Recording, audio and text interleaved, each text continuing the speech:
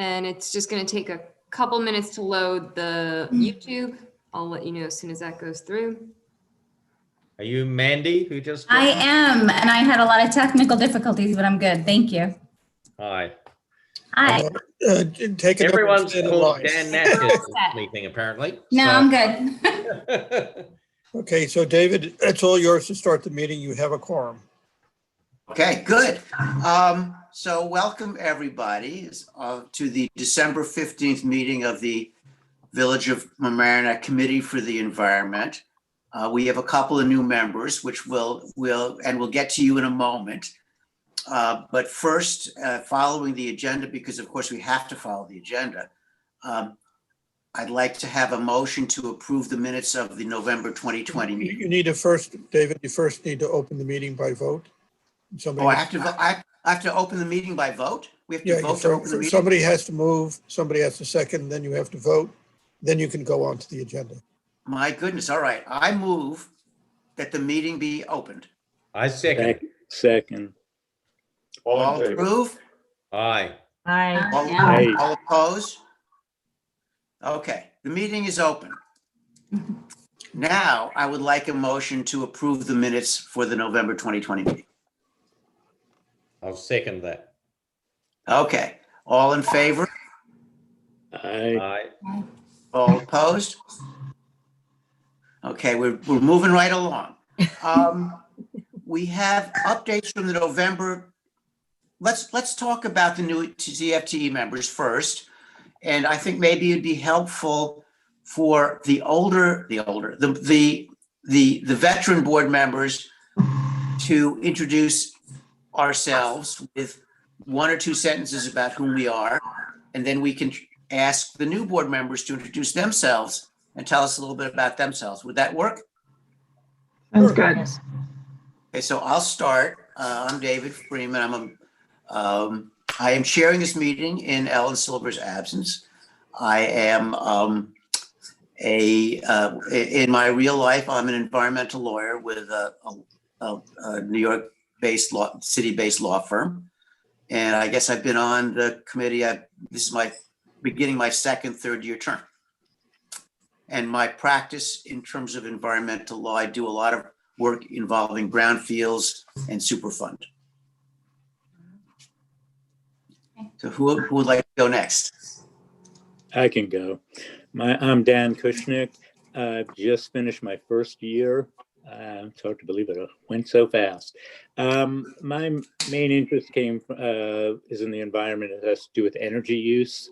So I'm interested in energy use, and also it's been brought up about the harbor and how dirty it is. And so I've starting to investigate and research options to how we can clean some of the garbage that comes down the Mamaroneck River and into the harbor. And that's basically it.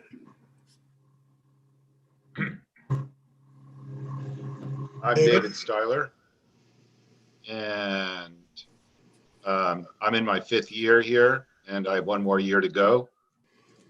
And I'm interested in our Healthy Yards program, and I've been working against leaf blowers, in favor of leaf mulching, and those are mostly my issues. So they mostly have to do with that, and maybe wildflower plantings, pollinator pathways, things like that. Renee? Sorry, go ahead, Renee. Oh, sorry, I missed that.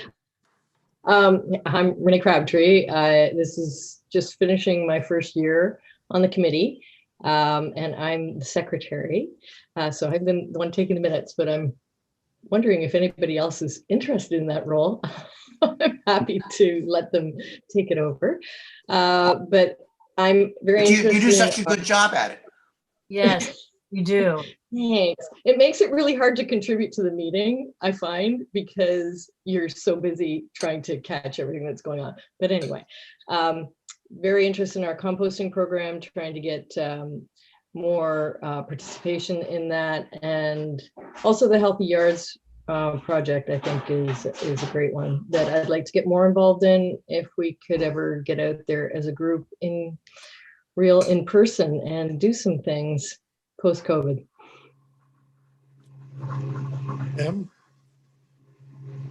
Christie? Me? I'm Liam? Liam Rob O'Hagan. I've been on the committee just under a year. I was filling out someone else's term, and I think I just got reappointed. I'm interested in, I wouldn't say I have an issue. I'm interested in all sorts of things. We've, been doing the food waste recycling, some of the pollinator pathway discussions we've been having, interesting. And I'd like to get more people to mulch their leaves instead of bag them. And also energy use issues, I think, as we go forward. And so Christy, was that your next, right? Yeah, I think so. Christy Young, and I think I'm going on 2 to 3 years. I don't keep track that well, but I sort of jumped from the school district PTSA environmental committee to the village environmental committee. And I think that, what I would like to really try to focus on is educating the public in general, and as well, basic things like litter and public access are sort of the focuses that I'd like to.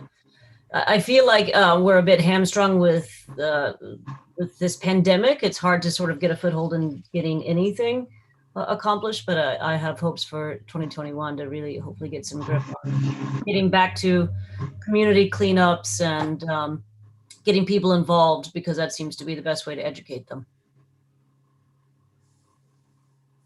Okay, I think all of the veterans have introduced themselves, so it's Mandy's and Debbie's turn. You want to go first? My name is Mandy Stykos. I've been living in Mamaroneck for about 3 years now, by ways of Brooklyn, New York City, and Queens. And I was an event planner for 15 years. I did mostly event marketing. And then I left after I got married to have a baby and started my own vintage rental company. I love marketing. I love social media. I love pollinators. Definitely. I have a lifelong love affair with the environment and nature. But just in this pandemic, I started gardening, which is crazy for me because that wasn't my thing. But I fell in love with the idea of native plants, and I just want to help. So if there's anything I can do, I feel like I could bring mostly all my marketing experience and event experience, and definitely social media, which I think that the committee needs. I looked up and there's some kind of Instagram. I followed it, but there's no pictures. I think it's called like Mamaroneck Green. Also didn't really make sense, but so that's the stuff I could do. So we could definitely use help with social media. Yeah, I didn't really see much. I don't know. And then also I am a mom. I have an almost 5-year-old. So I'm very interested in educating the community on pollinators and the life cycle of caterpillars and butterflies and planting seeds and native plants. And I feel like the way to do that is through the parents and the children and inviting them out to events, because by default, you're never going to get an adult there just randomly, but you will get them there if it's an event for their kid to come and plant a seed and to learn about a butterfly. So yeah, and Noah and I have been helping lots of butterflies around here. So yeah, that's me. That's all I got. Okay. So I'm Debbie Sullivan. I moved here 5.5 years ago when my daughter started high school at Rhinebeck. She's graduated now. She would be at college, but she's home. but I grew up in the city and on the Sound on the other side in Long Island for summers. And I just always loved the Sound. So when I was looking for a place to move, I couldn't believe that Mamaroneck existed. So I love Mamaroneck, and I'm a kayaker, and I'm very interested in cleaning up the water. I've done a number of cleanups this summer and fall. I did not more in Rye because that's where I was keeping my kayak, but I'm going to keep it in Mamaroneck, I think, from now on. So that's one area I'm interested in, and I'm also very interested in a lot of the other things everybody's talked about. I mean, I just am very interested in doing something to help the planet, cleaning up the place. I live in a condo, so I can't garden myself really, but the use of leaf blowers and lawns here is horrifying to me. So I'm very interested in any efforts on those fronts. And the composting, which I've been doing, and I've been at the table a couple of times at the farmers markets and stuff like that to help out with that. So I did try to get people in my condo area I put out an email. I probably could use help with the marketing of my letter that I sent out, and just got absolutely no response, from people to see if they were interested in doing composting. So I did find 2 people who are already composting. So that's me. Well, it's a very eclectic group of interests, although there's some themes that seem to be common. It looks like people are interested in energy use, in recycling, a lot of gardening type things, pollinators, native plants. So there's a lot of good experience and a lot of interest in various different things. So we should have a very good year coming up, given where we are and the interests of the people around the table, so to speak. David, you may want Amber to introduce herself. Well, I would be happy to have Amber introduce herself. Hello, hi, I'm Amber Novak. I am the planner with the Village of Mamaroneck, in attendance of these meetings. The planning department and the interests of the village are aligned with a lot of the topics that come up here, and we want to see how our department can be of assistance in these efforts, and also see where our interests and efforts align with some of the topics and actions and activities that are brought up in this committee. And so this is something that's just, I believe, newly started, the link with the planning department here with the environmental committee, but it's something that to me is very exciting. So I'm an urban planner and have my master's in urban planning from NYU. So I'm very interested, particularly with anything public space related, open space, and commercial corridor related, particularly regarding economic development. And personally, I'm also very interested in the industrial areas. I know there are some very unique industrial and public space linkages here in the village in our industrial area. One of which I think came up in our last meeting with discussion around the trees and the MTA connection there, that the train tracks. So that is me, and please feel free to bring up any questions, pose any questions, and if I don't personally know the answer, I will root it out for you and find out. Thank you. And of course, you're familiar with the fact, Amber, I'm sure that we're in the midst of a comprehensive plan development. I don't know where it stands. Dan, maybe you can fill us in on where the comprehensive plan is, but we've been with the, I think it's Neil Desai. Yes. For about a year. Yes. That all has been put a little bit on hold with the pandemic, but I assume we'll get back working on that next year. Yes, I've been in touch with Neil, and we have some meetings set up moving forward to get that draft to completion and published and out in the next few months, hopefully. Great, great. And Dan, maybe you can introduce yourself, particularly to the new people on the committee, and your background, which is very interesting and relevant to what we're doing. Well, I'm Dan Natchez, and I am the trustee liaison to the committee. I'm on the board of trustees. For my day job, I run an environmental waterfront design consulting company that designs waterfronts throughout the United States and overseas.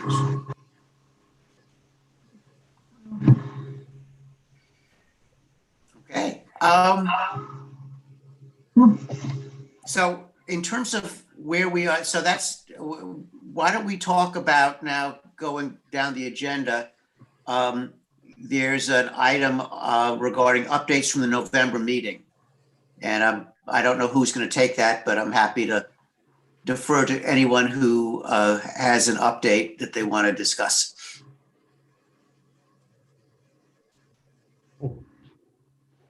So the two things on the agenda are village manager approved payment for a sign for the community garden. I guess there's nothing to add to that, Dan. I'm Not at this point. Not at this point. I'm the community gardener, community gardens liaison. So I haven't. There's nothing that I've done at all. Although I suppose that I did get in touch with one person who is eager to start, but I told him it's a little early. But Yeah. But that sign, who was, I think that Martin had talked about, Martin's an ex for the new people, Martin's an ex-member of the committee. But I think he said that he was going to get involved in this signage. I don't think it's a major issue actually, but we do have signs there, you know, at the, do you all know where the community garden is? No, that was It's a good right, it's question. right when you get off 95 onto Fenimore Road. It's right in front of you when you Oh, pull really? off the exit. And it's Huh. directly in front of you. There's a fence, and on that fence there are signs. There's an Emlyn Theater sign there, and a lot of times there's other signs. And right behind that fence is the community garden. There are 12 raised plots. Mhm. And so we'll be starting, I'm new to doing it, but because the member who we used to do it is no longer around. He's alive, he's just no longer around. But so we're going to really start working at it, I guess, by March and get people in, maybe February. So What's going in the garden? What goes in? whatever people want to grow. It's a vegetable garden, gardens, okay. not flowers. I mean, I actually assume, I just always assumed it would be vegetables. Well, you should put flowers to pollinate. Well, you know, we could do, these are very small plots though. You know, if you're gonna, we've talked a lot about flower. I don't really want to jump the agenda here, but we've talked a lot about, you know, putting in wildflowers in different sections of the village. And it's kind of an ongoing conversation, and it kind of comes and goes. And, but pollinator pathways is like a big issue around these towns here, Larchmont, Mamaroneck, Rye. A lot of people sort of involved in it, but you know, really haven't gotten the village to really take it up much because it's kind of a low priority, I think. But there are a lot of people who are doing it. There are lots of neighbors, lots of residents who have their own gardens. So anyway, as far as the sign goes, David, I don't know.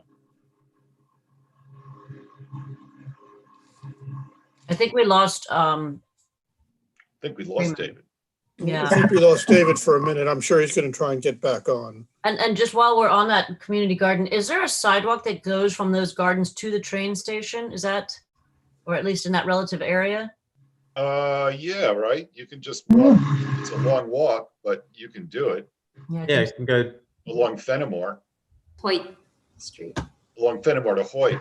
Yeah, Or you can go through the garden and along the, the leather stocking trail. well, no, it's this side of the freeway. I can't remember what the street is, but it gets you out on Old Mamaroneck Road and you can just walk down. There's like a bocce ball court. Yeah. Yes, back And there. then in there's the quite a neighborhood. long walk down a residential street, which has a sidewalk on one side, I think. Or you And could it's a walk lot- to Center Street, go over the bridge on the end of Center Street, Yeah. and then just keep walking till you get to Columbus Park, and there's the station. Why would you ask that, Christy? Because public access to me is as much as, like maybe we put a sign on both sides and just, it's. Oh, I see. If Yeah, it's accessible, I mean, yes, of course, cars driving are usually like, looking for cars and not looking around. And if there's, I mean, I think that the train, the public going to the train is minimal to none right now. But if you use it as a cut through, it would be interesting to just, maybe the train station, we point of information too. What's the purpose of the garden? Does the food go somewhere? no, this is for residents who want to plant Oh, just vegetables. garden themselves. Yeah, Okay, people who don't have plots of land. got it. Okay, that's Now, in good. the past, we've had people from who are connected with, I know this because I volunteer there, people who are connected with the community, our community resource center. We have an Okay. organization that's in Yeah. that You area. know, So some of those people have taken over the plots, and other people too. It's just like, it's actually village-wide, people from that's everywhere. great. But that's like one place that is historically people have come from that, been affiliated with that group and have come from there. So they buy their own plants, and the village provides water. Oh, yeah. Yeah, and they have it already set up, and there's dirt and stuff like that. How many people can garden? Well, there are 12 plots. Okay. So has it been a problem getting people to use the plots? No, it's just a matter of it's just a matter of a member of our committee doing it. That's all. And each time, and whenever, in the last few years, we had someone who's very committed to it, and he did a very good job. And there were always people who took him up on it, took our committee up on it, and got plots of land, took these plots and grew vegetables. But you have to make sure you make the arrangements first. You have to get people to sign up. And there are various ways of getting people to sign up. I mean, social media is one way, but also going to different, like, for example, just going to the center, community resource center, and telling them to please publicize this. We've also had people sign up when we've had the committee every year throws what's called the Clean and Green in Harbor Island. And we do a cleanup. We are the sponsoring group that does it. And so we sponsor this big cleanup around the village, especially around the waterways. And at that time, there are people who come and sign. We have a sign-up sheet if they want to join if they want to become gardeners and join the community garden. So there are different ways of doing it. So, I mean, somebody, so somebody who would be good with social media could be, and it could reach a lot of people. That would be very useful. But there are only 12 plots. So I was gonna it's say they not- have to apply, right? I mean, in case that there's a response, 12 is not that many. No, but I'm sure the way it's been done is first come, first serve. Yeah. Okay. Welcome back, David Freeman. Yeah, my iPad conked out, so I'm doing it on my phone now. I hope people can hear me. We can hear you fine. Great. So are we finished talking about the community garden? Yes. Yes. Okay, so the next issue is the Dan Scammer plant resolution, which was passed. do we have a copy of the resolution that we can attach to the last month's minutes? I think Ellen has it. Okay, great.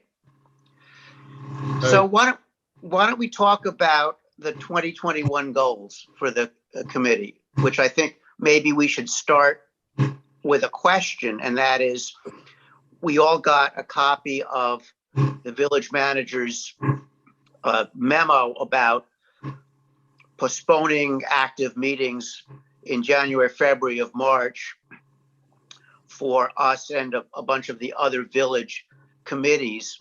And I'm wondering if it's worth talking about people's interest in having meetings of our committee, notwithstanding that memo, on the understanding that we may not be getting a lot of village personnel support for those meetings. And maybe Dan, you can talk to that issue and how we possibly could have meetings if we wanted to during that interim period.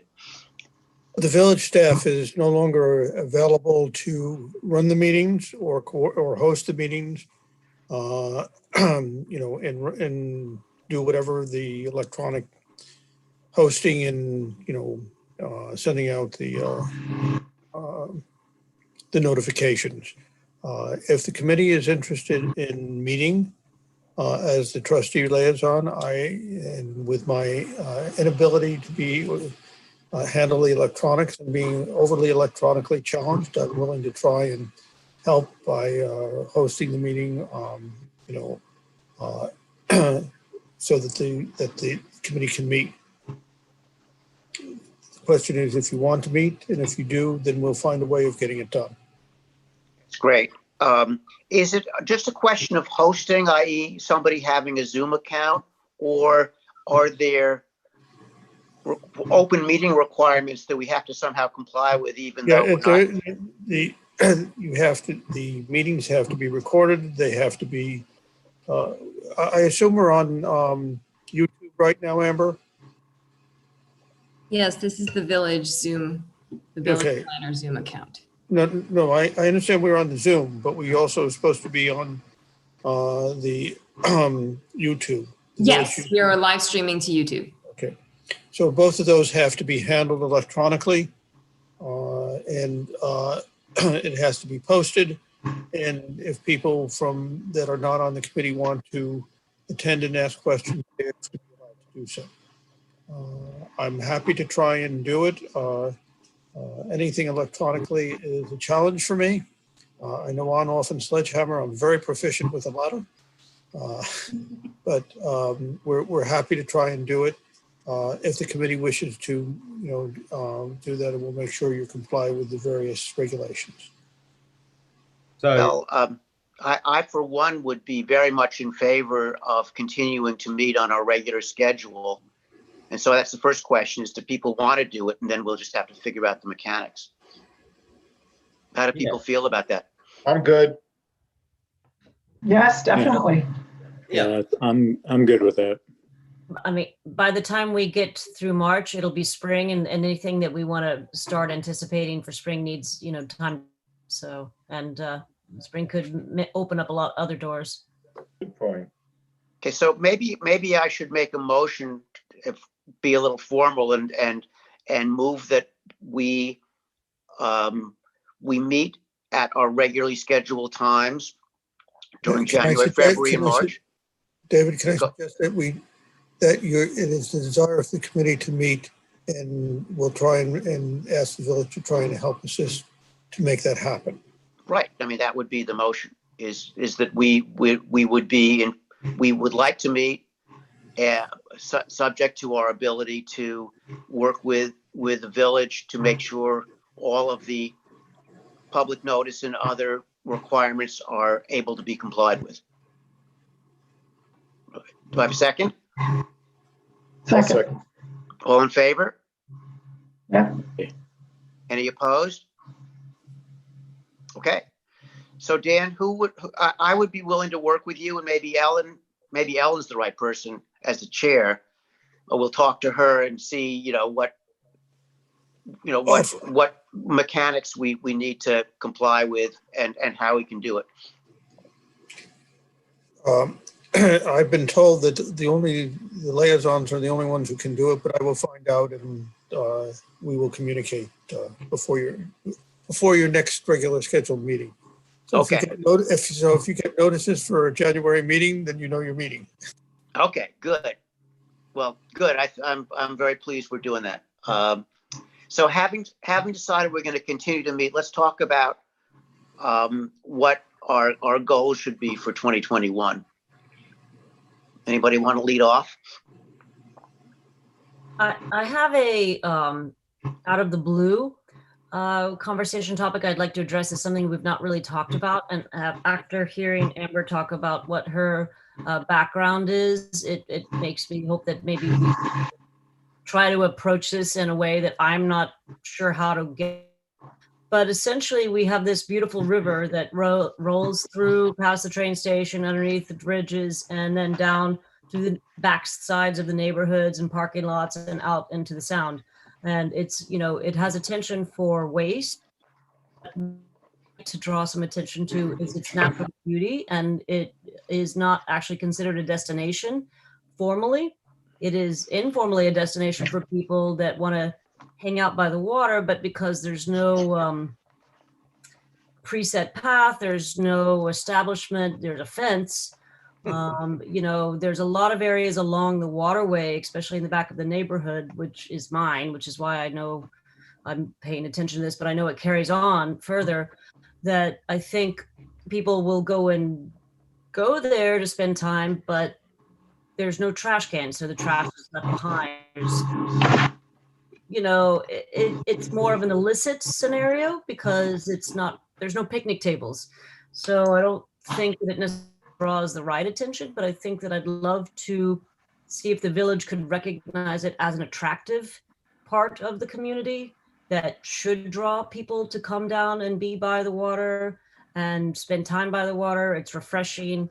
It's, you know, right now it's sort of just behind a parking lot and a pass through, and it, you know, it draws sort of people that don't want to be seen, I would say, want to go down.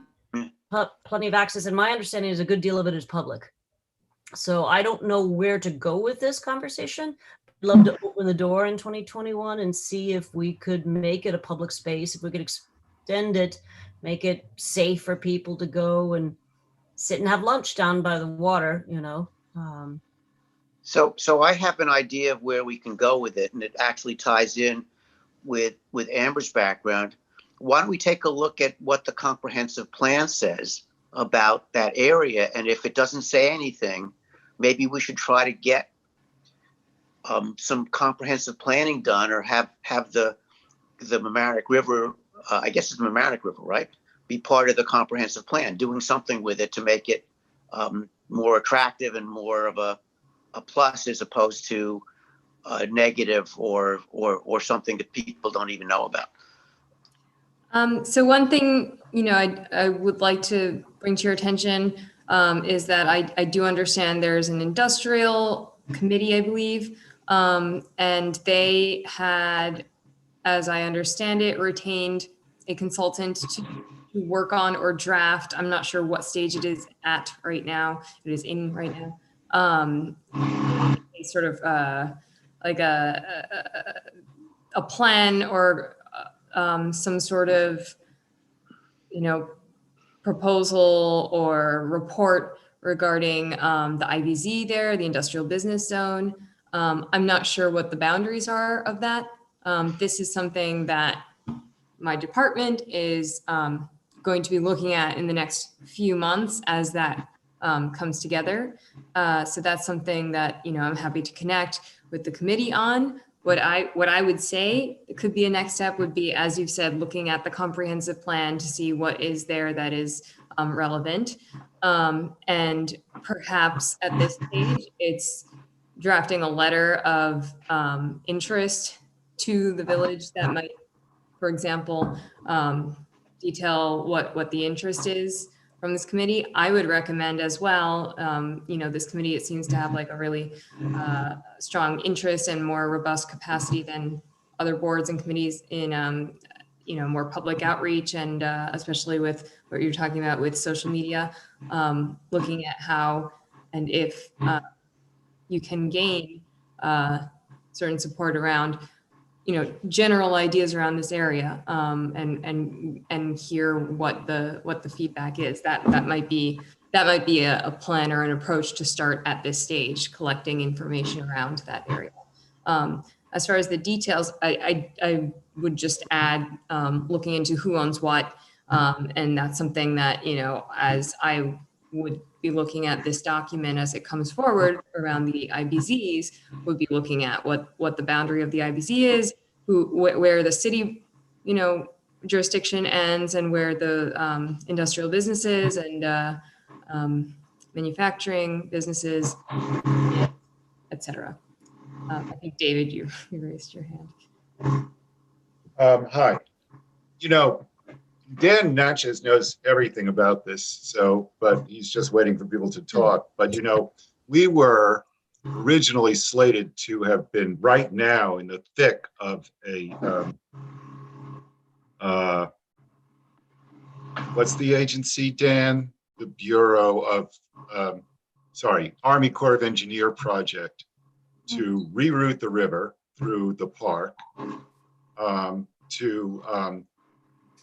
to make all sorts of improvements right along the river, to scoop out some of the bottom, re-gravel it, change the sides. Wasn't that right, Dan? And they had already. It was a dredge. It was a flood mitigation project that would handle working on the rivers. Right, and it would have taken.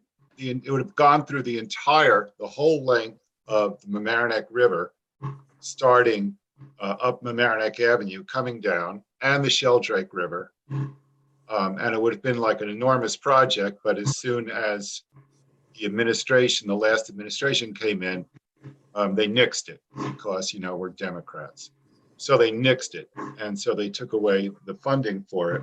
But the other place, that would have been dependent on that working because, every number of years, we're prone to get immense flooding here. That. So they can't really do anything down there in the industrial district until they take care of the flooding. So they're just those guys are just like trying to prime the pump. But I think a lot of that, but I think in the meantime, what you're all saying is really good because it doesn't look like anything's going to happen here for a few years. So I think that's a great idea. If there's any way to get to use public land to sort of improve our access to the river. And I think that's a terrific idea. And I think what Christy is describing are, there are many, small stage steps that can be taken to create space, adding a bench, adding a garbage can and incorporating that into whatever the sanitation collection is there, is like one huge step to get that space that doesn't involve a whole lot and can frankly, if there's an IBZ, does it have a similar collective purchasing power as a business improvement district where they might be able to retain some sort of sanitation collection? I don't know. Being new to this area, I don't know all of the what the situation is there exactly, but that's something that, if not now, could be a future possibility as well. When the municipality works with such a collective of businesses as an IBZ, for example, it might be in the business owner's benefit to have more public interaction, and the business owner may be, compelled to put in a bench on their own property.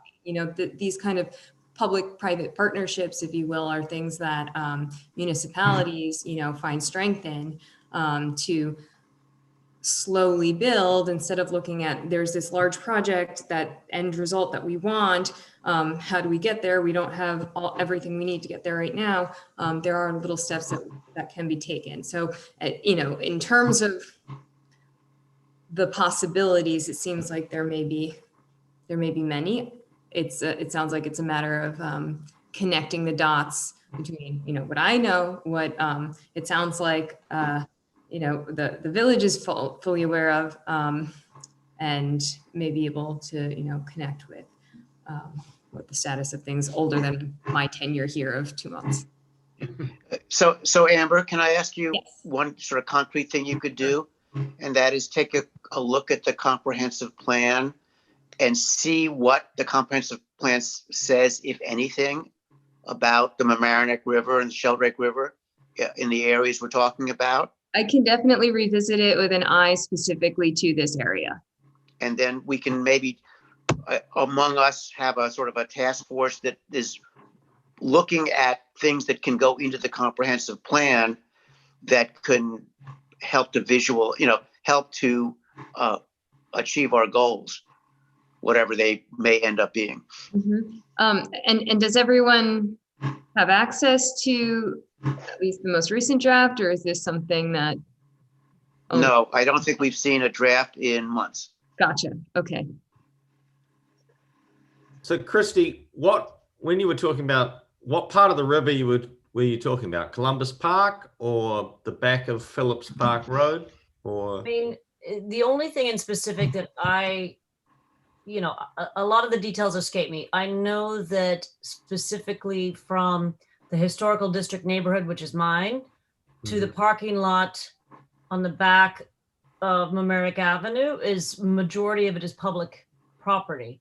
I don't know anything about ownership of any of the other ones, but I mean, this is just sort of like a dreamscape idea at this point. And my dreamscape idea is legitimate pathways that are safe for pedestrians, some benches or tables, probably some safety, because there are a lot of trees that might not be safe for public to go underneath in case branches fall.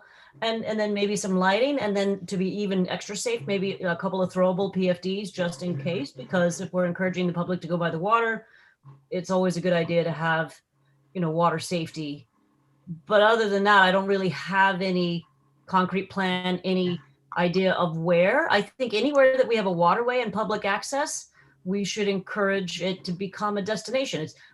People come to Mamaroneck Village for lots of things. They come for Harbor Island Park. They come to the restaurants on Mamaroneck Avenue. They come to live because of the schools, because of the water access to the sound. But I think that the river is an extension of making this a destination for people from other communities to come. Yeah, I was down a couple of months ago down in, I think I was getting something in Miller's, and I was looking at that bit of river along the Phillips Park Road. I think there was a big fence because it's quite a steep drop off. Well, the other side is navigable. I've gone, I don't know the names of the roads, but from the small park on the one-way street, you can navigate a good distance, almost all the way to Tompkins. And there's if you just follow the dirt paths where people go and you follow the line of garbage, you can see where the easy access is. Right. But there are a lot of trees down and a lot of overgrowth. So it's only certain times of the year you can actually get back there, but I've done it. And, it takes people who understand landscaping and who understand water safety, but it's a viable area that's been unexplored. And we don't need a lot of extra work right now because we all are dealing with enough until this pandemic is over.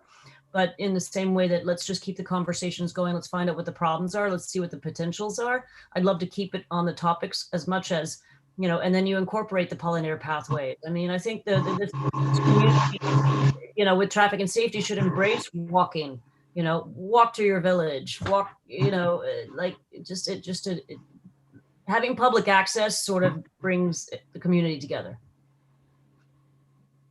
That's a great idea. So that's one goal. Anybody else have something that they'd like to see us pursue next year?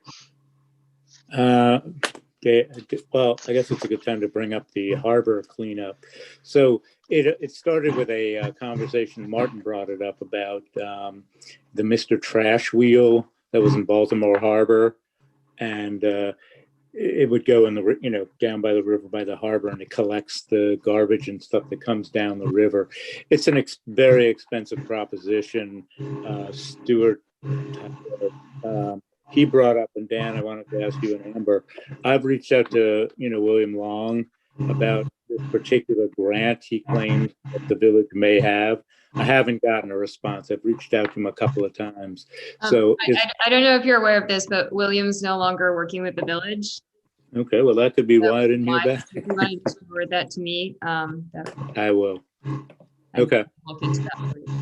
And that was supposedly, if it exists, I think it was $150,000, probably for sewer grates and things like that. But if we could possibly use it, the same company has what's called trash cages, which catch the garbage, and then they lift it up hydraulically, and you can dump it into trucks. So I'm a kayaker. I started kayaking over the last couple of summers, and when you're out in the harbor, there's just lots of plastic bottles and a lot of crap out there. And this may be one way. Martin was going to talk to director shipbuilders to see if they had any ideas about it, but it just may be this trash cage thing seems to be about 110,000. He said we've tried netting, which the nets rip, and I don't know how you get down there to get the garbage out. So I'd like to see that that happening.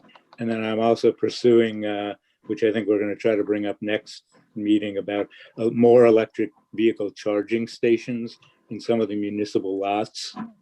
As more people are driving electric vehicles, people come here for to eat out and stuff like that. Just to promote electric vehicles as well as provide charging stations. And there are options for the village to charge money to make money off the charging, etc. Yeah, I'd like to actually, because I think that's a really important area, but there's a larger issue, I think, and maybe we can fold the electric charging stations into something a little bit more comprehensive. There is a new statute in New York called the it is called the Climate Leadership and Community Participation Act, and it's a major step forward in terms of New York State's efforts to become carbon neutral. I think there's a requirement of 70% carbon free. I have the statistics here in a second. I had some notes on it. We have to be 70% renewable energy by 2030 and 100% by 2050, which is a very aggressive statewide goal. And one of the key things that is going to help either allow this goal to be met or not is the actions of municipalities. So I would be in favor of our trying to figure out what we as a village can do to align our goals consistent with the CLCPA, and find out what it is that we need to be doing so that we as a village can facilitate the kinds of policies and activities that are going to help make us a self-sustaining community that meets the goals of the CLCPA. Right. I'm about the EV chargers. I attended a webinar, and Con Ed and NYSERDA are offering very generous incentives that almost pretty much pay for a fair amount of what the costs are to install them. And we're a low to moderate income zone, so there are even more incentives. So I met with somebody from a charging company who was part of that webinar, and he was willing to come on to the next meeting I didn't have him come on this meeting because Ellen wasn't here, and he can talk about the incentives. And it's not like we have to use their company, but there are definitely a lot of incentives currently, like $17 million available by the state, and I think Con Ed even more, to encourage municipalities. They did it in Armonk and Pleasantville. I know the mayor of Larchmont was on that call as well. So it's just a good time to sort of discuss it if the incentives are there. So the incentives, good. Sorry, the company that is at ChargePoint, I think they have the two.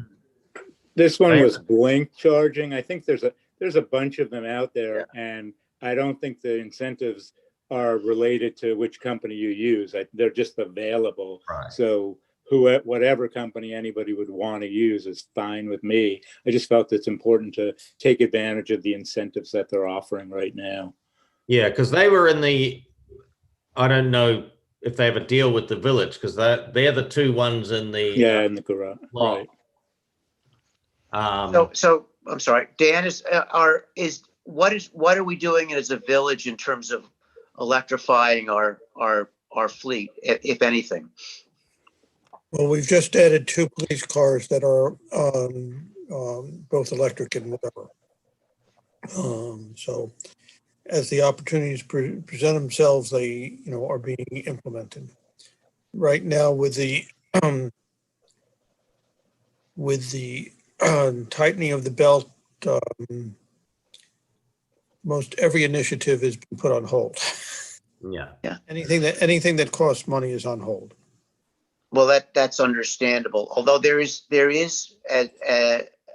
some money available through NYSERDA and through the Volkswagen settlement. So, there may be ways of being able to make progress in this without spending a lot of money that we otherwise wouldn't have to spend.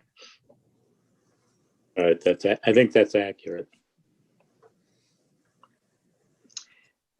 So one thing that's related to that, and Dan, maybe you can speak to this as well, although maybe this is also something that is on hold because of the pandemic. We are a climate smart community. We're certified as a climate smart community, but we are not. Are we registered as a climate smart community, but we're not certified as a climate smart community? And I'm wondering whether we and the difference is that being registered means we've taken a pledge to be a climate smart community, and being certified means we've taken some specific actions that meet DEC standards. And I'm wondering whether, as a goal for 2021, we should see if we can move closer to being a certified community than we are right now. I think, for all of these initiatives, whether there are grants that are available or incentives that, can be obtained, to the extent that the committee is, willing and, to investigate them and come up with, approaches that they think would be, viable, that would be great. Unfortunately, most of the grants are participatory grants. And that means you have to, even though you would get something, with 75 or 50% being paid for by others, the village has to pay the additional. And right now, we are not going to be allocating monies for anything that is not absolutely necessary. There's no reason. There's no reason. A lot of the things that have already been approved in the budget are been put on hold, even though they've been approved and budgeted. We're just not going to be doing them. But you don't object to pursuing and getting information and trying to Absolutely figure it out? not. And to the extent, the problem is that staffs have been cut, and there may be continued cuts in staff. That's not pointing any fingers at the planning department, Amber. It's just village-wide at this point. So nobody knows what, how bad it's going to be. But we are anticipating that the revenues are off, expenses are not going down. And, there has to be ways of tightening the belt. So to the extent that any of the committees, this committee or others, can come up with, long-term cost advantages that can be put into a plan to be, implemented as, whenever time allows it to be done, I think it's great. And I think we would, the village would, I for one, would endorse that and work hard for it. Great. I think there are a number of things involving certification that are non-economic things. And what we'll do, I think, is take a look at some of the things that can be implemented without spending money, but could still get us closer to being certified as a climate smart community. I mean, I agree with all this. One thing I was thinking about, the people remodeling the house up our street, they put in a geothermal heating. And I was wondering, when I looked at geothermal, it was kind of apparent that when you build a house, you're making an investment in some sort of infrastructure that's going to, be for 15 or 20 years. Like, is there somewhere in the building code that we can look at to try and make it that all sort of investments going forward are a little greener? Or is that too much of a hot potato? Not a hot potato. Part of that has already been done. There are incentives for it in the code. Yeah. Making it mandatory creates a different set of issues to be dealt with. But I think if people can come up with constructive approaches, they need to be evaluated and see how they can be worked in. And I think that's where this committee can be, very helpful. For instance, there is the board passed a zoning change that prohibited any new building going on within 50 feet of, a river or the coastline. And now there is a desire to amend that to allow something to be done with a special permit. And the question, there are arguments on either side. Some committees have saying that there should be, a escape valve for improvements, and there are others who believe that, there has to be significant major improvements to allow anything to be done. So there is this, and then there are other people who say, it's my private property, you're prohibiting me from using it. So you have three different spokes. That's something that this committee can, if it wants, takes a stand or not. But it's those types of things and those types of initiatives that need to be evaluated and, looked at and, adjudicated one way or the other. Yeah. I mean, if you're talking about what a community can do to implement the CLCPA, one of the two things that is really high on the list is building codes. Yeah. And the other thing is, and the other thing that I understand from the people that really have dug deeply into this is sustainable waste management, which is something we also have been talking about all along and probably should be part of our goals for 2021, because we've already made a big start in terms of food waste, but also the whole idea of composting, the way we handle leaf, the leaves in our village. That's a big issue. I mean, they're related. They're not the same issue, but they're related. Yeah. Yes. Go ahead. Oh, thanks. I think Dan mentioned Con Ed. Has anyone tried to get funds from Con Ed for any of the initiatives? Because I know that Sheldrake Environmental Center, they get funded for some of their smaller, I'd say events. A lot of it gets funded by Con Ed. So I was just wondering if anyone had ever tried to. I don't know if I'm not sure of any program that the village has obtained funds from Con Ed other than what at the normal spring cleanup that they participate and give out, Trees. seedlings, for people to plant and, type of thing. But in terms of, taking on a specific project, I don't know whether they've done it. I don't know if anybody's gone after it. Yeah. That's a great idea, Andy. Yeah, he mentioned the charging station, and I feel like Dan said something about Con Ed, but I feel like Con Ed wants their name out there and they want to be associated with things good for the environment because everyone just loves to hate Con Ed. Well, I think that would be interesting for like a pollinator pathway. Who knows? Yeah. Because they, as Dan said, they do the clean and green and they bring stuff in there, and it's definitely good PR. It's a good idea to think about that. I think it would be good to maybe tailor it a little bit more toward the committee's goals, not just letting them bring seedlings. Like, what kind of seedlings are they bringing? Oh no, no, yeah, it would have to be something like more organized, but still, if they participated, that's not a bad idea. Does anyone have a contact there?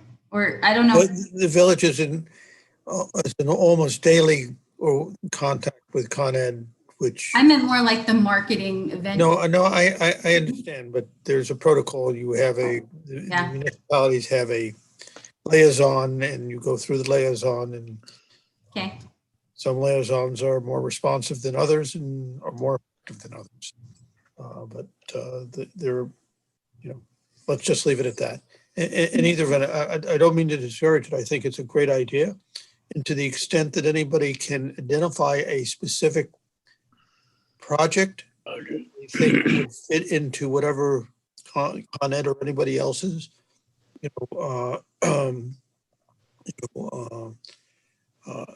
programs would fit. I think, that's something that can be, developed if somebody wants to put it together and, say this is what, how much money they may have. This is what we might be able to get. Here's a program, here's an outline. We can take it and, run from there.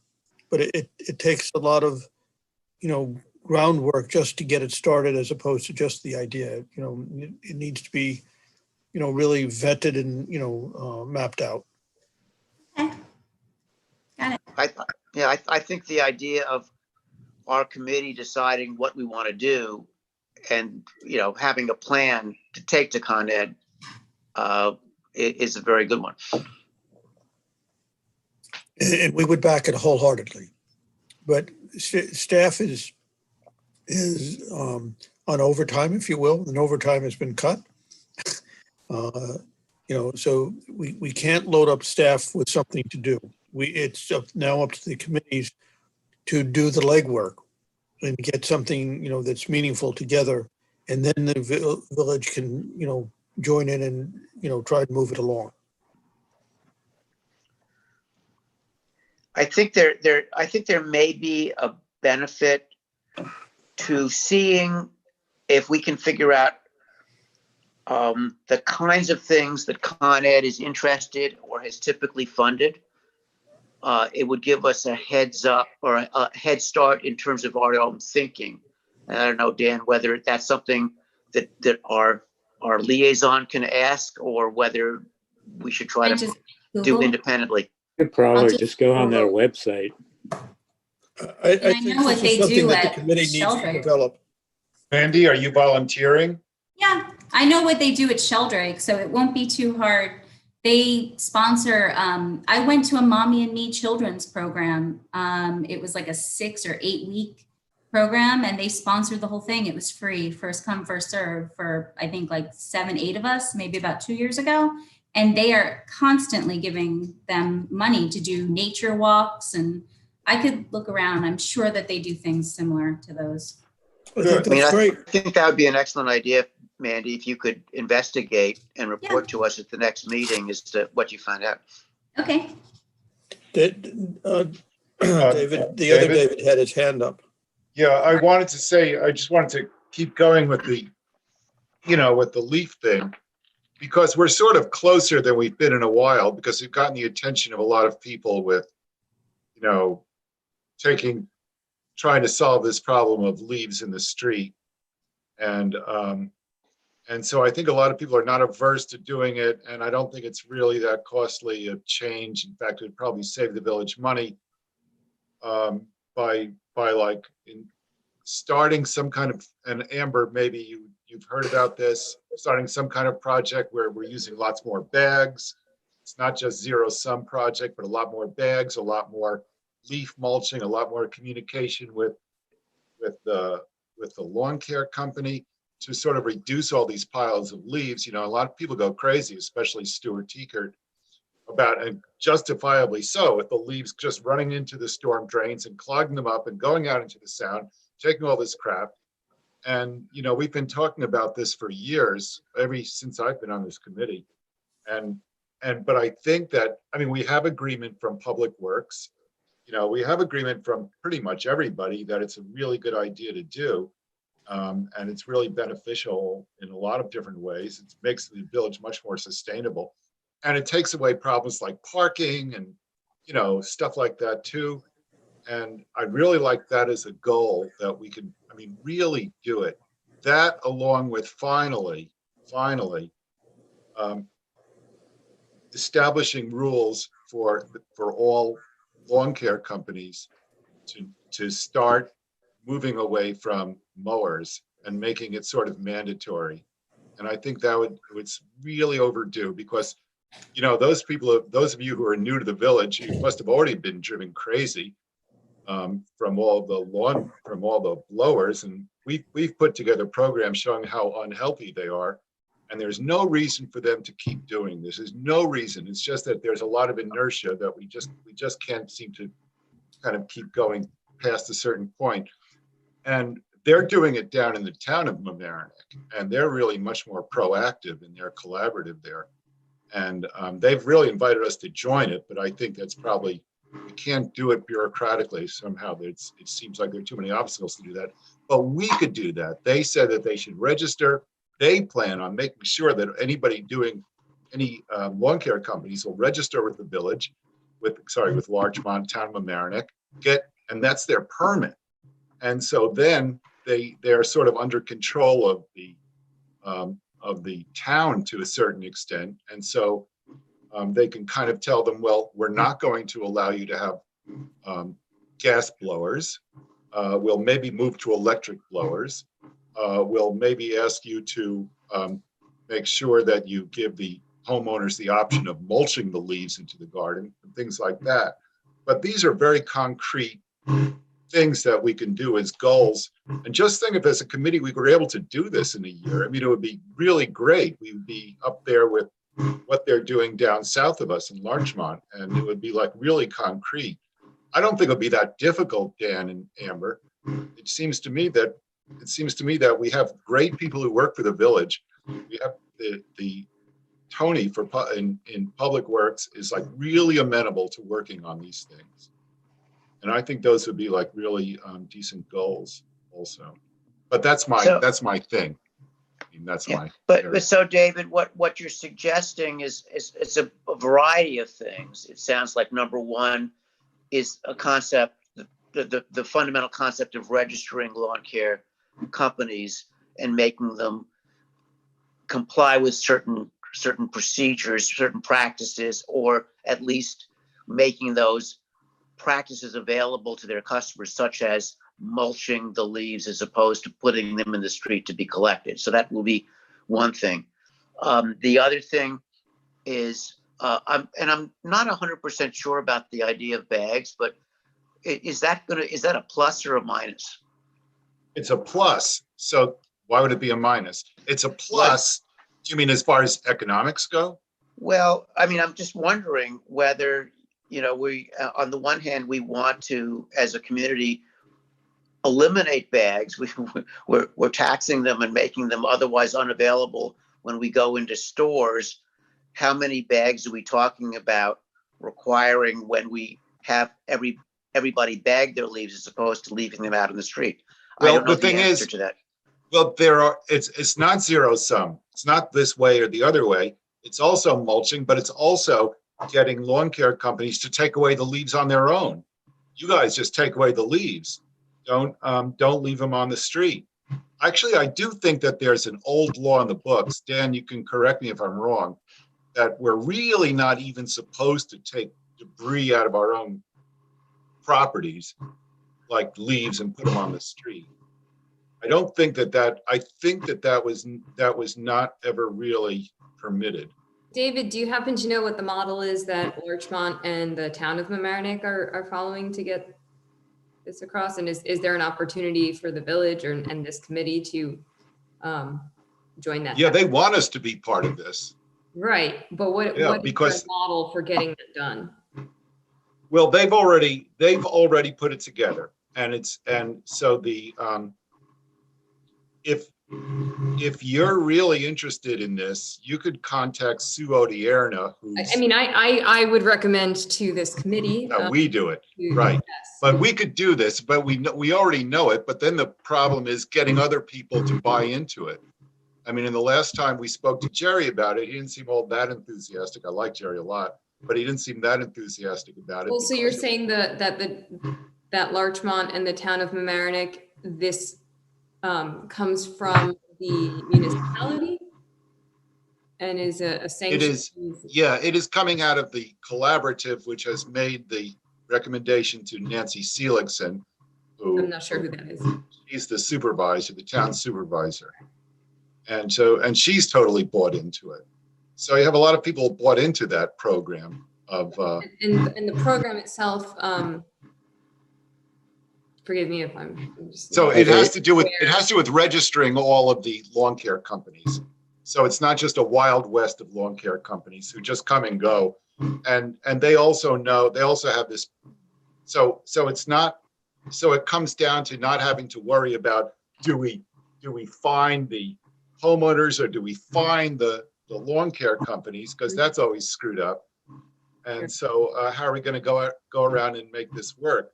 But I think that they've had a pretty good, I haven't been to a meeting for a few months now, not since the last time I attended in person. I haven't been to their Zoom meetings. They really want to share this stuff because, we're part of their community and they're part of our community.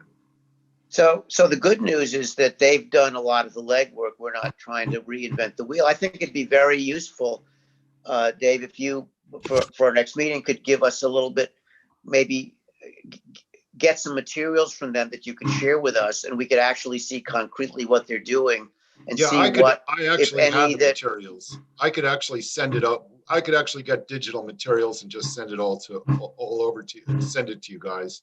It's no biggie. Yeah, I think I'd be real happy to do it.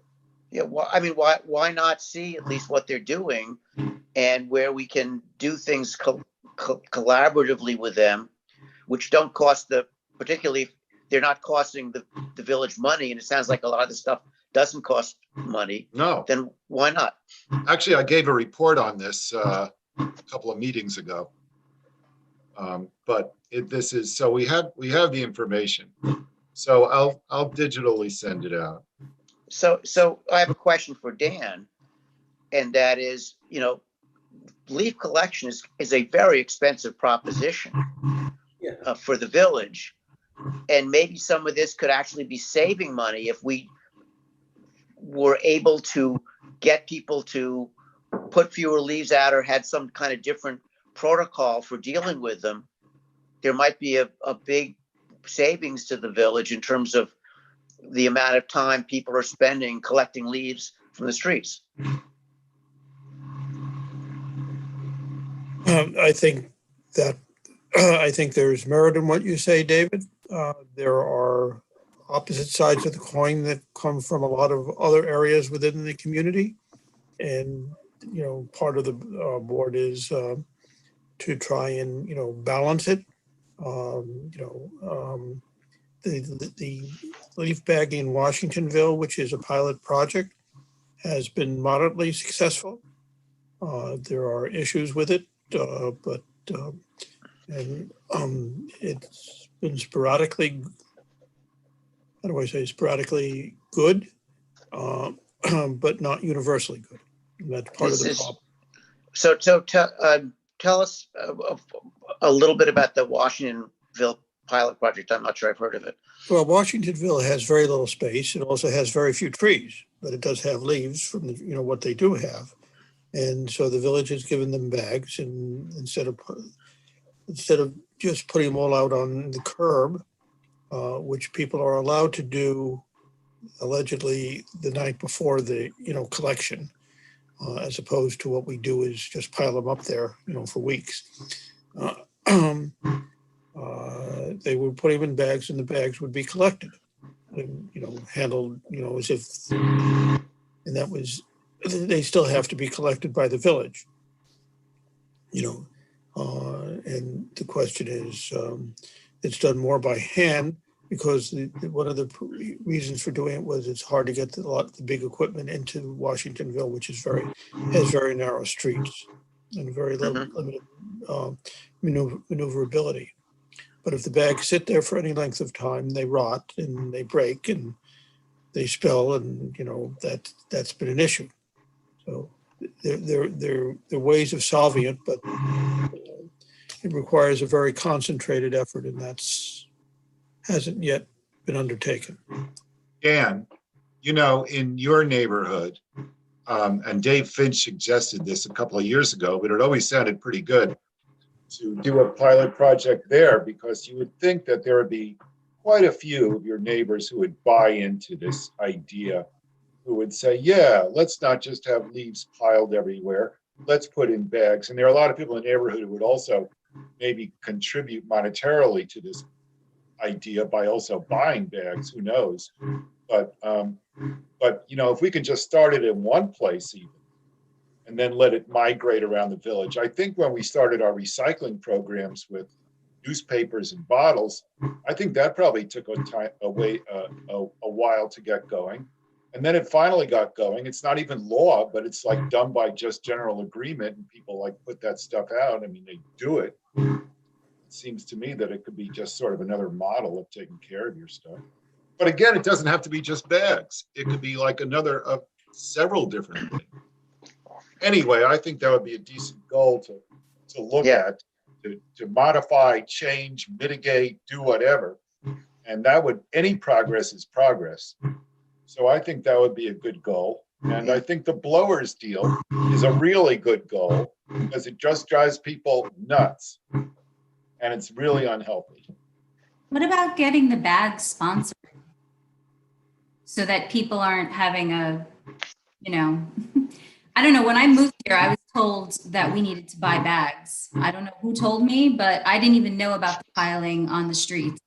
And aside from the piling on the streets, that it rips up the asphalt, I'm not really sure it's a great idea, because my street already has enough holes in it as it is. But that scraping tool they use, whatever it is. But anyway, my point is, why don't we try to get the bags sponsored and give them out at an event? I feel like things that the committee could do is kind of try to attack the low-hanging fruit, people who might care generally, like a resident that might care, and educate them a little, give them something for free, and in the midst of trying to get the bigger picture solved. So that was my thought. Yeah, I think a lot of people know about this stuff. I mean, it's because we have been running programs, and they sort of know, and you can call up right now the police if you see blowers, but it's still it's like, who wants to really keep doing that stuff? Yeah, that's a great idea too, Mandy. If you want to get going on that would bag sponsorship, I could try. That would be like a pretty amazing thing. And again, it wouldn't have to be 1 million bags. It would just be like a start, but darn, that would be really nice. I mean, they can't be that expensive. I mean, for a company anyway. But by the way, when I moved in, my neighbor told me, no one tells on anyone on the street about the leaf blowers. It was like walked in and told me, and I said, okay, thanks. What do you mean? That's like the code? Don't say anything? No, like we don't say anything on this street. I said, okay, nice to meet you. So. Gee, you got on the wrong street, man. I don't know. The man has lived here his entire life. So I'm not messing with anyone. I just said, whatever you want. There you go. I don't have a landscaper. So, but yeah. So, there's always that person in the neighborhood. So I feel like it's going to be met with a lot of stuff. Yeah. Really how he introduces himself to every new neighbor. Oh yeah. He also told me that some reason our street never loses power, and that he didn't lie about. So I will commend him. That's a knock on wood. Sounds like a bad novel. Dave, can we keep moving either on goal? Yep. I mean, we sort of combined healthy yards with this goal setting, but That's great. Well, we have quite a number of things that we have identified as goals for next year, which is good. Anybody else before we move on to the next agenda topic? Sorry. Mandy? I just have a few things. Do we have a beautification committee, or is this it? Is there actually a beautification committee for the Village of Mamaroneck that just help make things pretty? There's a tree committee. But that's not beautification. No. I know Harrison has one, or West Harrison. I know someone on it. I was just No, the village does not have a quote beautification committee, yes. okay. I was just curious. Then also, have we ever worked with any interns from the high school? Because I was thinking that it would be good to get some of the environmental kids involved, kind of like building a small army, and it's good for their resume. And maybe it could help Renee with taking the minutes, and she could just review them. I'd be happy to contact the high school if we're allowed. There are, I know that the high school is always looking for volunteer hours. The high school encourages that. I don't know how that works in the time of COVID. It might be more of a, later in Virtual. 2021. Yeah. Yeah, Or virtual. but virtual, I mean, this is publicized, right? So we're not talking about any secretive things that a high school student couldn't sit in, right? Sure.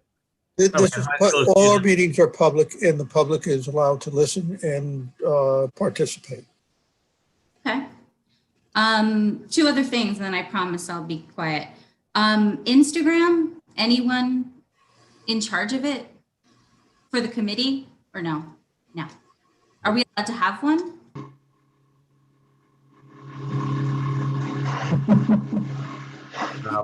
Can I make one? Can I run it? Well, no, Robert manages the village one, right? Well, he does Facebook. I don't know if he does Instagram. Right, but There's a communication liaison for the village, Robert, and I can't spell his last name, ING. Yeah, I know who he is. He has a daughter around my son's age. I know who he is. Yes. I would maybe communicate with him, since he is actually part of the village, and see if he can guide you in what he has, what he does, where he's at, and then we could look at the Okay. what's missing. And then the only thing I just wanted to bring up, I read it, I don't know who's on the Facebook group, the Mamaroneck Moms and Dads group. Someone wrote a post about, I don't know how to say this, the Goyon Creek. Is that in the Village of Mamaroneck? Yes, it is. Okay, they were extremely saddened by the amount of trash. I could send you a screenshot of, it was just today they wrote it. I saw that too, yeah. I saw it as well. You thought, yeah. I don't know. I just took a screenshot because it seemed kind of sad. They wrote a very large post about how the wildlife seems to be like overrun with trash. And I just wanted to bring it up because it seemed important. Every spring, there is a public cleanup that includes Guyan Creek, but the trash keeps coming down. Got it. Is it when they do these cleanups, or is the trash categorized and, logged to know what kind of trash it is, to try to figure out where it's all coming from? No, it's mostly floatables and other trees that, can float, that, comes down the rivers and, and the tide moves it around through the marshes and, the other shoreline faces. It's not coming through the sewer systems so much? No.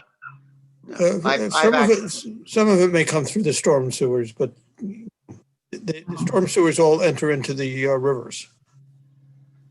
and Right. and directly into the harbor. So Mhm. one So way or I- another, it gets here. I've actually cleaned up along Guyon Creek for several years, and first of all, a lot of it's tidal. There's also kids that go there and drink and just leave bottles, but trying to figure out where it's coming from I don't think is even realistic in terms of being able to solve a problem. It's just as endemic, and every year we have to clean it up, and hopefully it doesn't get, recontaminated too quickly. I can say that when Westchester Sustainability Committee did a cleanup in Rye, they did actually have some fun with it rather than trying to quantify the source. They had contests for who found the weirdest thing, who found the funniest thing, and they tried to, and then do some accounting for volume, so that you can have statistics to give back to people what the successes were and what you were collecting. But try to categorize it in a way that people might find amusing because it's attention grabbing. Green Education Center did that with their cleanup, which was fun. They told us like how many pounds or whatever. So that's a good idea. The cleanups in the spring are voluntary. And so anything that will draw people out, get their attention, and maybe get them to remember it, I think is, but we're never going to, High school kids, Little Army. They No. need So ship hours. So it's 9:00, and we have a bunch of other things on the agenda before we end the meeting, which I hope we'll do promptly by 9:30. Any final suggestions for goals for next year? The pollinator pathways that we were discussing last time. Okay. And what would the goal be? Establish them, or what would how would we articulate the goal? To establish some pollinator pathways. I mean, I don't, it doesn't sound like the village will be paying for seeds or anything, but whether we can Get them donated. Yeah. Well, that's a great idea to donate them, to get them donated. That would be something I think that maybe you could even investigate with Con Ed. But, there is a program already, the Pollinator Pathways program, that individual homeowners have bought into. And one of our former members, Catherine Desmond, is really, really involved in it. And we can do a lot more education in the village, reaching out to people about what things to plant. It's not a difficult thing to do. And there's also, again, a lot of material, a lot of digitalized material that we can send out on that too, on pollinator pathways, because, it's not just the village's deal, but, the more people who plant some of their yard in native wildflowers and other plants, the more pollination there's going to be. Doesn't have to be the village. It could just be the citizens of the village. And actually it exists. Some people you'll see have little signs, little sort of round symbols saying this is pollinator pathway garden. And so these are things that it exists already. The whole program exists. We just haven't, as a committee, really discussed it, but it is running. And that's something else I could send out to everyone too, because I know Catherine really well, and she's been arguing for this. And again, this is something that's been going on in these communities a lot. We've been talking about maybe turning this 7-acre piece of land over in Taylor Lane, which is village owned, and it's an old brownfield, into some kind of pollinator pathway area. But there's I'm sorry. Sorry. Yeah. But I think that, David, that's a great idea. I think if that's a goal, we should try to put some meat on the bones by having some concrete things that we are proposing. And if maybe you and Liam together can come up with some specific things that we can actually pursue to create these pollinator pathways. I think it'd be a great idea. Okay, well, I'll send it out to the committee. I'll send it out to everybody because I see that Debbie's interested in it and Mandy's interested in it and Liam's interested in it and a lot of other, I know other people are too. So, and it's not a difficult thing. It doesn't cost anything. It's just an educational sort of idea. But yeah, I mean, if we could get seeds that would be donated, they're not that expensive anyway. No, and honestly, I have a ton of seeds, and so does Catherine. I met her through, she gave me milkweed this summer for my There you go. campers. And by the way, there's a milkweed patch at Harbor Island Park, right along the water. There was milkweed growing just naturally by itself, and I took pictures and I wrote a letter to the mayor, but I didn't hear back from him. But I'm here now because Yeah. Whereabouts was that? something. There were about like 5 or 6 stalks, and I was like, just someone don't cut it down, okay? Where was it?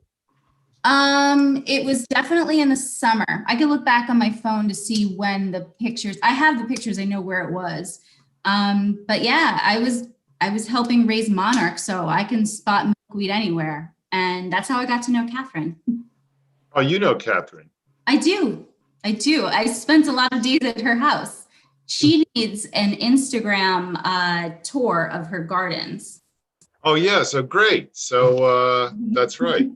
That's exactly. Yeah. Oh, you've done a lot of work already. I love Great. her. She's amazing. Yeah, she is. So 2 more things just quickly that I think we might consider as goals for next year. One is actually tying in, David, with what you're saying, and that is helping the village figure out what to do with Taylor's Lane, which I know is a big issue. And Dan, I don't know if you have anything that you can say about that at the moment. No, not at the moment.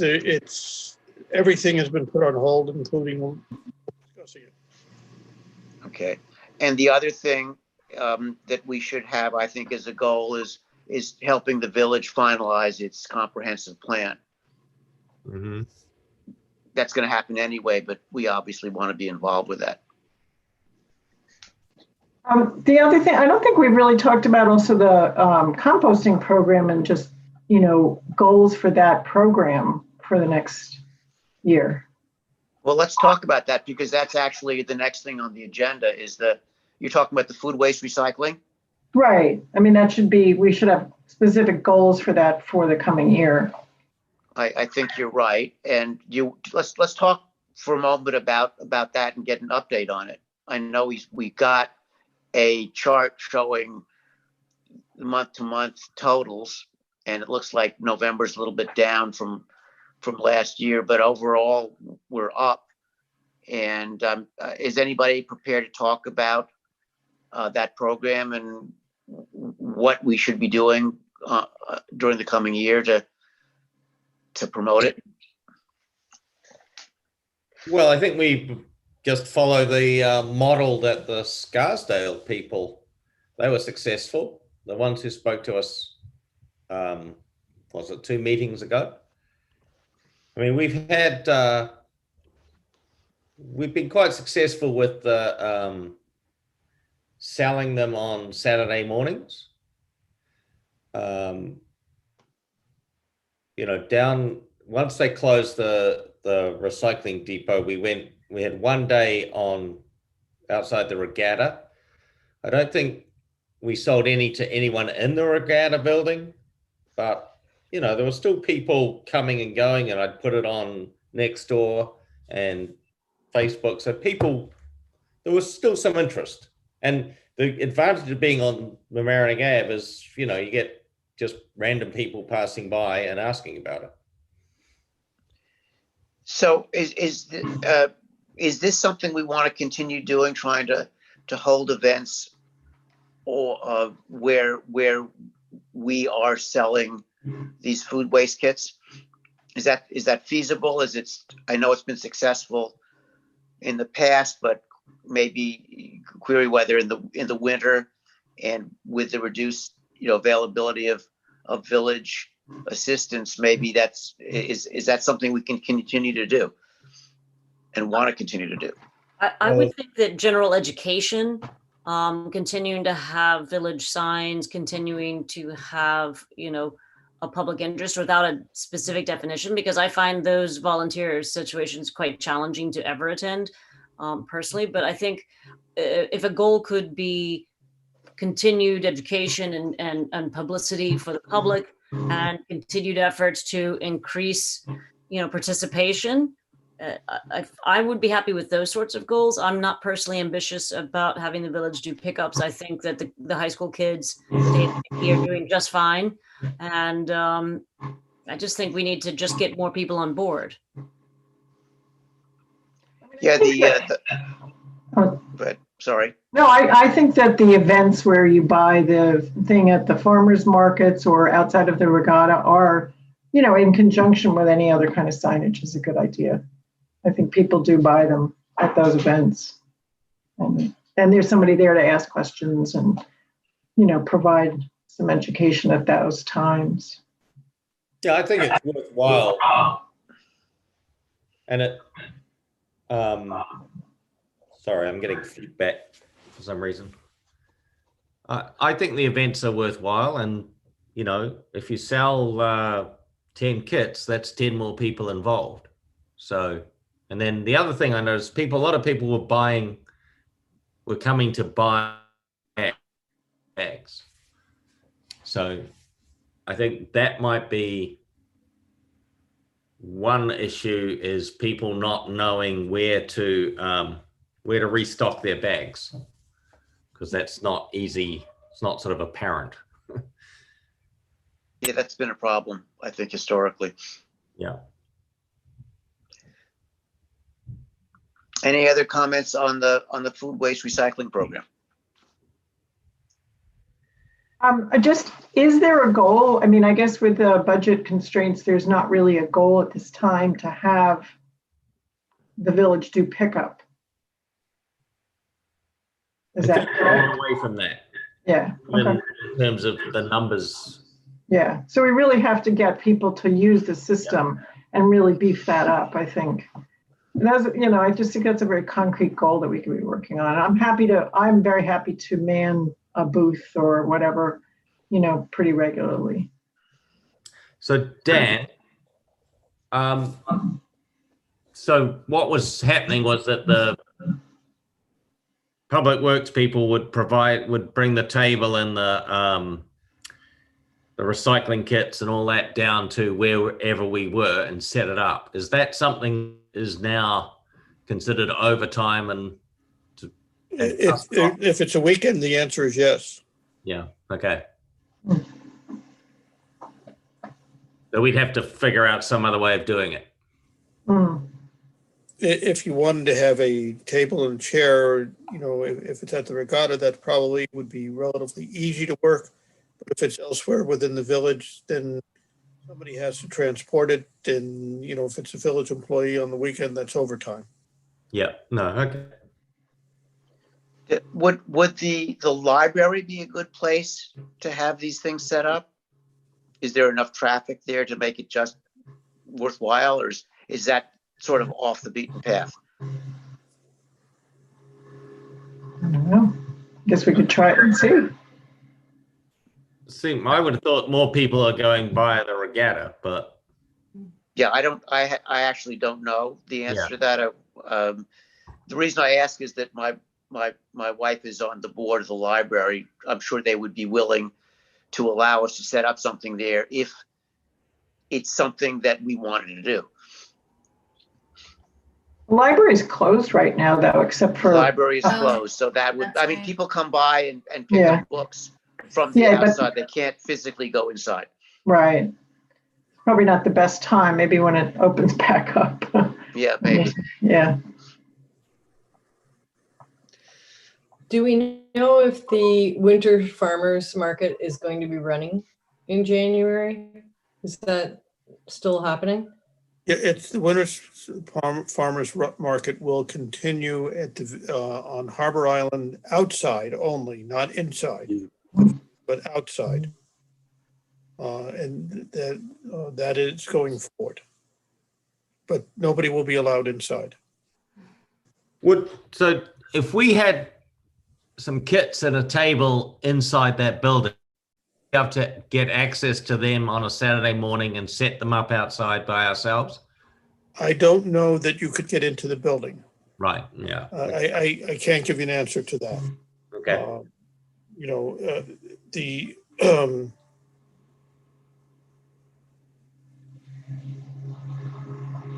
no, I can't give you an answer to that. I don't know. If somebody is, you know, I know that when I've been down there on a Saturday morning for other activities this fall, all the doors have been locked and nobody was inside. Yeah. But someone's working because they always open the beach. Say again? But someone must be working because they always open. Well, yeah, but it's privately contracted. Oh. The farmers market has an organization that is contracted with the village and pays a fee to the village to allow them to be outside. But the And Parks Department they're opens the gates to responsible for the running beach. everything. Oh. You know, there may be somebody on there. I can inquire, but I can't give you an answer. But I do know that part of the contract calls for you all to have a booth, Right. should you so desire it. Yeah, well, let's figure out whether that makes sense for us, because if it does, then we should do it. I think it makes sense. I don't know. Okay, so moving along on the agenda, if we're finished that topic, there was a question about Hoyt Avenue. Does anybody want to speak to that issue that involves the trees taken down along the railroad track, and what we can do with MTA, either to replant them or do something with that area? The village has been trying to get MTA to give permission. The village was going to be doing it on Bishop Street as opposed to the Hoyt Avenue side. I don't know what the status is on the Hoyt Avenue side, but I can tell you everything is stalled. So on Bishop Street, it's stalled because the village or because of the MTA? MTA. Because they don't want to move forward. I guess they have. It's like dealing at with least as bad communism. It's financial problems as we do. It's not high on their radar scope, and it's hard to get people's attention. Yeah. Yeah, well, it sounds like if the village is having a hard time getting MTA's attention, we're going to have at least as hard a time. Yeah. The fact that if anybody wants to write letters and things like that, I think they're all helpful, and who knows. But beyond that, I don't think there's anything constructive that you're going to be able to do and get anywhere, but you're welcome to try. So if the proposed tree law had been passed, would the MTA be able to have been permitted to cut down those trees just like they did, or would they have had to get a permit?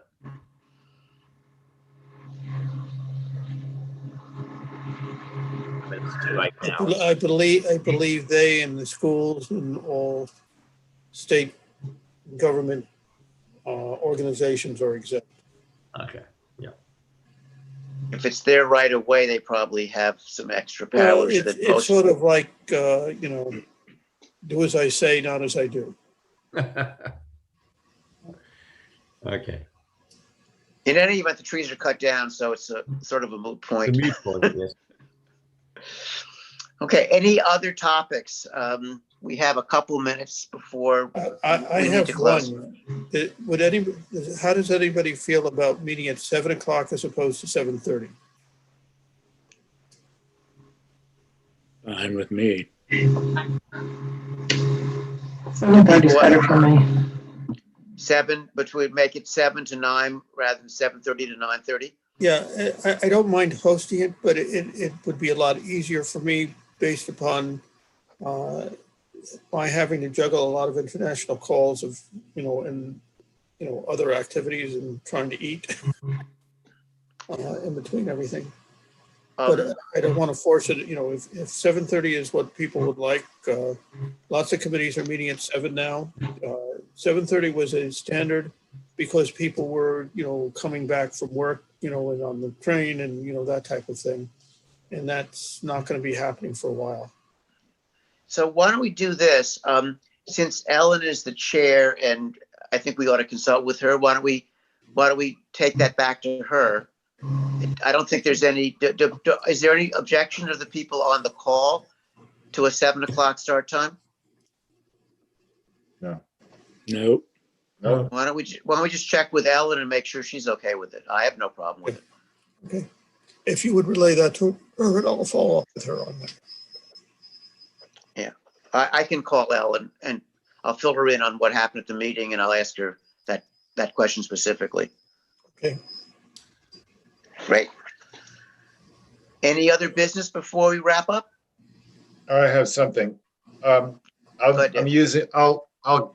call it the public comment section because this was something that Stuart Teekert sent to the committee.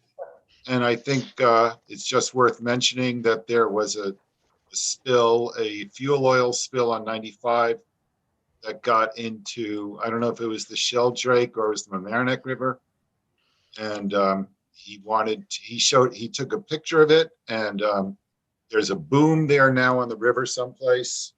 Not sure where, but I don't have it in front of me, of course, but he wanted our committee to just sort of like, to have it just mentioned out there. And maybe Amber, you might know about that there was a fuel spill on 95 and that there was a certain amount of pollution that was spilled into the river. And so I'm just putting it out there in the public record. And number two, he also showed a picture of debris or detritus or runoff from the ball fields, gravel runoff that was down into on the asphalt of Harbor Island Park. And he asked the committee if they would just at least have it mentioned again to make it in the public record, that this was a problem with this material, whatever it is, coming off the ball fields. So I thought it was important to just bring it out to the attention of the committee and have it stated.